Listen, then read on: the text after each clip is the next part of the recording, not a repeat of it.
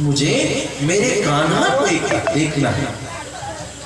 अरे ब्राह्मण देवता, आप तो मेरे कान्हा ऐसे कहते हो कि जैसे कि वो आपका कोई लड़का हो। क्या लगता है? आप जानते हो द्वारिकानाथ? जानते हो? अरे द्वारका बहुत पूछते, मेरा मित्र ही तो है द्वारिकानाथ, और मैं उसका मित्र सुदामा ही तो हूँ। मैं उसका मित्र हूँ, तो मैं क्यों नहीं जानूंगा? मैं तो इतनी बातें जानता हूँ कि द्वारिका में शायद ही कोई जानता हो, और वो बातें मैं तुमसे नहीं कह सकता। मैं उन सारी बातों को अपने मित्र से ही कह सकता हूँ, उनके परिवार वालों से। मित्रता की बातें बाहर नहीं की जाती। मेरी बात समझो, मेरा नाम सुदामा है।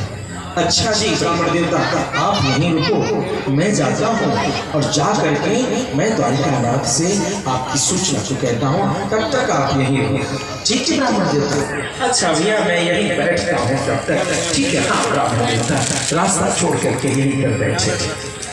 अब द्वारपाल पहुंचे दरबार में, बोलिए द्वारिकाधीश भगवान की।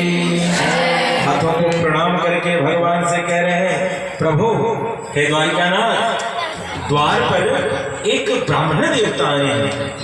भगवान ने कहा, तो कौन सी बड़ी बात होती? ये तो रोज ब्राह्मण देवता संत आते हैं हमारे यहाँ। भला ब्राह्मण देवता के चरण जिस नगरी में पड़े रहे, वह नगरी, वह धरती सदैव मंगल मांगल्यता से युक्त रहती है। उस घर को शमशान समझो। जिस घर में, जिस नगरी में ब्राह्मण संत न आते हो, वह घर तो शमशान है, वो शवों का घर है। हमारी द्वारिका आज धन्य हुई कि ब्राह्मण देवता है। और बताओ, और क्या बात है? प्रभु, वो बड़ा ही निर्धन ब्राह्मण है। अरे तो निर्धन है तो राजकोष के द्वार खोल दिए जाए।